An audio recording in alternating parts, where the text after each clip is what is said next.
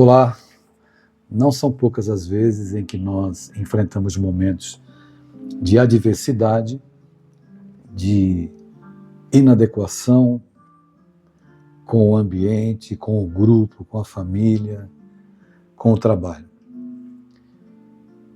Isso é próprio de espíritos que ainda têm a condição e o entendimento de que o mundo deve atender aos nossos ideais. E é absolutamente frustrante nós experimentarmos circunstâncias e situações que nos revelam que a vida não é bem assim, que as pessoas não estão aí para nos atender, que o mundo não vai corresponder àquilo que a gente quer e, principalmente, que a vida é como realmente estar sentado num banco escolar, onde a cada aula, a cada dia, nós somos defrontados e nos deparamos com circunstâncias que certamente vêm nos trazer uma mensagem, vêm nos desafiar para que a gente possa entender definitivamente que as pessoas, o mundo, as circunstâncias, elas jamais serão da forma como nós entendemos. Quando um aluno é enviado para a escola, quando um pai ou uma mãe manda o filho para a escola, eles sabem que existe um programa que a escola tem que cumprir, né? Que o professor, como parceiro dos pais na educação da criança e do adolescente, ele tem ali um programa para cumprir os ensinamentos e cumprir aquele currículo, né, que as escolas desenvolvem para a melhor educação da criança e do adolescente. Assim acontece conosco quando a gente vem aqui para a Terra, na condição de alunos, né, de espíritos imortais que somos e de alunos. Aportamos aqui no planeta, nessa sala de aula, nessa grande escola, e existe aqui um currículo, digamos assim, um conteúdo programático para que a gente possa se desenvolver os sentimentos, desenvolver os valores, as virtudes que são inerentes à nossa condição e que fatalmente um dia, nessa ou em outra vida, nós teremos desenvolvido. Mas é claro que o aluno, quando chega na sala de aula, ele quer ficar conversando com os colegas, ele se distrai. Quando a gente chega aqui na Terra, nós nos sentimos embevecidos com tudo aquilo que a vida oferece, de prazer, de alegrias e tudo mais. Então, diante dessa realidade, a gente acaba se distraindo. E nós somos chamados a prestar atenção na aula todas as vezes em que nós nos sentimos inadequados, em que as coisas não se realizam conforme anelamos. Isso causa frustração, mas nos remete também a um sentimento de profunda solidão. E a solidão, à medida em que a gente vai despertando, né? Olha, existem coisas que não me interessam mais. Assuntos que não me interessam mais. Eu não gosto mais de falar sobre certas coisas que não me acrescentam nada. Você vai percebendo que à medida que você vai caminhando na sala de aula da vida, buscando novas aquisições no plano do intelecto, mas também no plano das emoções, da sensibilidade, a gente vai mudando de grau, de nível, seja lá a definição que você queira dar. E chega um momento que você percebe, nossa, eu estou me sentindo tão inadequado onde eu estou, né? Pode parecer curioso, mas até mesmo dentro do próprio grupo familiar, a gente acaba experimentando a solidão. Está dentro de casa, junto com a família, mas não se sente integrado à dinâmica do dia a dia, aos assuntos que se tratam ali naquele ambiente. Está num ambiente de trabalho e percebe que algumas coisas já não são tão interessantes como pareciam antes. E a gente vai percebendo que, olha, eu estou com dificuldade de conversar sobre alguns assuntos que hoje dão sentido à minha vida. E a gente vai percebendo, né, como dizem os benfeitores espirituais, que à medida que você procura iniciar a tua jornada em direção à evolução, você vai experimentando essa solidão. Interessante como as conversas não batem mais. Aquilo que antes era prazeroso, vou tomar um chopp, eu vou tomar isso ou aquilo. E aqui eu não estou condenando o chopp, né? Eu estou querendo dizer que a gente muda os interesses. E aí a solidão se acentua. Eu estava pensando sobre isso, porque a vida, como ela é uma grande metamorfose constante, né? Nos impulsionando para mudar a perspectiva com a qual nós olhamos o dia a dia, a vida e tudo à nossa volta. Eu me lembrei do camaleão, que ele, diante de alguns perigos e circunstâncias, ele muda de cor, né? A natureza manifestada, né? Manifestando Deus, sempre trazendo ensinamentos. Nós não mudamos de cor, mas é preciso que a gente mude o jeito de olhar para os perigos, para as pessoas, para que não sejamos tão permissivos assim com pessoas que não acrescentam nada, para que não nos permitamos mais ser reféns dos maledicentes, daqueles que só se aproximam para trazer fofocas, coisas que não agregam e que acabam, de certa forma, em algum momento nos colocando para baixo. É difícil desenvolver esse filtro, que existe uma ideia para muita gente que nós temos que aceitar tudo, né? E não é bem assim. Aceitar no sentido de ter uma compreensão que se entende como cristã, mas nós nos permitimos estar vulneráveis e à mercê dos destemperos e das perturbações alheias. Então é preciso instalar filtros, manter a distância psicologicamente segura de quem nos perturba. E isso acontece na própria família também.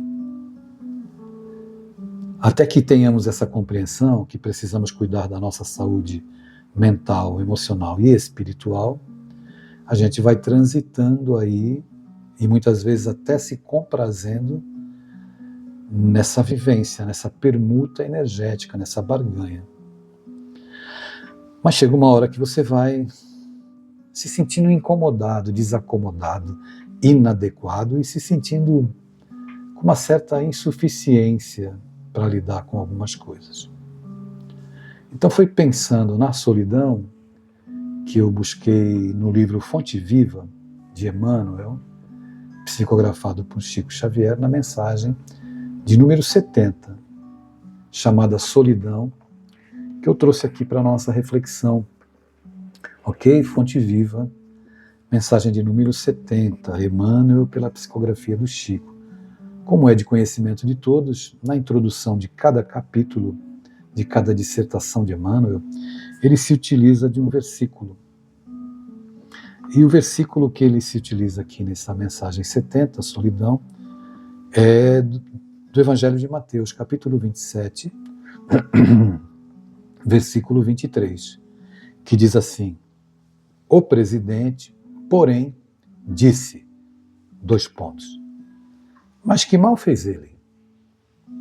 E eles, o povo, né, clamavam dizendo: seja crucificado. E o benfeitor inicia a sua mensagem dizendo assim: à medida que te elevas monte acima, no desempenho do próprio dever, experimentas a solidão dos cimos, e incomensurável tristeza te constringe a alma sensível. Onde se encontram os que sorriram contigo no parque primaveril da primeira mocidade? Onde pousam os corações que te buscavam o aconchego nas horas de fantasia? Onde se acolhem quantos te partilhavam o pão e o sonho nas aventuras ridentes do início? Certo, ficaram. Ficaram no vale, voejando em círculo estreito, à maneira das borboletas douradas que se esfacelam ao primeiro contato da menor chama de luz que se lhes descortine à frente. Em torno de ti, a claridade, mas também o silêncio. Dentro de ti, a felicidade de saber, mas igualmente a dor de não seres compreendido. Tua voz grita sem eco, e o teu anseio se alonga em vão. Entretanto, se realmente sobes, que ouvidos te poderiam escutar a grande distância, e que coração faminto de calor do vale se abalançaria a entender de pronto os teus ideais de altura? Choras, indagas e sofres. Contudo, que espécie de renascimento não será doloroso? A ave, para libertar-se, destrói o berço da casca em que se formou, e a semente, para produzir, sofre a dilaceração na cova desconhecida. A solidão com o serviço aos semelhantes gera a grandeza. A rocha, que sustenta a planície, costuma viver isolada, e o sol, que alimenta o mundo inteiro, brilha sozinho. Não te canses de aprender a ciência da elevação. Lembra-te do Senhor, que escalou o Calvário de cruz aos ombros feridos. Ninguém o seguiu na morte afrontosa, à exceção de 2 malfeitores constrangidos à punição em obediência à justiça. Recorda-te dele e segue. Recorda-te de Jesus, que experimentou a solidão de todos aqueles que estiveram em companhia dele durante os 3 anos em que Jesus pregou a Boa Nova na terra. Ele ficou sozinho. Do lado dele, 2 ladrões. Recorda-te dele e segue. Não relaciones os bens que já espalhaste. Não cobre ninguém pelo bem que você fez ou pelo bem que você faz. Confia no infinito bem que te aguarda. Essas sementes, elas germinarão um dia. Não te esqueças disso. Não esperes pelos outros na marcha de sacrifício e engrandecimento. E não esqueças que, pelo ministério da redenção que exerceu para todas as criaturas, não te esqueças disso. O divino amigo dos homens não somente viveu, lutou e sofreu sozinho, mas também foi perseguido e crucificado. É interessante que a gente vive sempre buscando o reconhecimento do mundo. Então, quando a gente faz um bem, e isso caracteriza muito o nosso orgulho, né? A nossa condição de criaturas orgulhosas, a gente faz o bem e a gente quer que aquele bem se torne uma honraria. Que as pessoas nos olhem sempre como se precisassem reverenciar o bem que nós fizemos, que deveria ter sido espontâneo.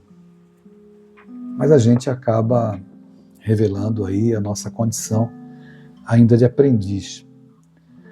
Mas a lição nos fala de uma solidão em que a gente experimenta a alegria na alma, a solidão de quem vai se apropriando de si mesmo. Quer riqueza maior do que essa? Nos apropriarmos de nós mesmos? Não existe. Então, que a gente não cobre o bem que já semeamos, que já espalhamos um dia, como aconselha o benfeitor Emmanuel.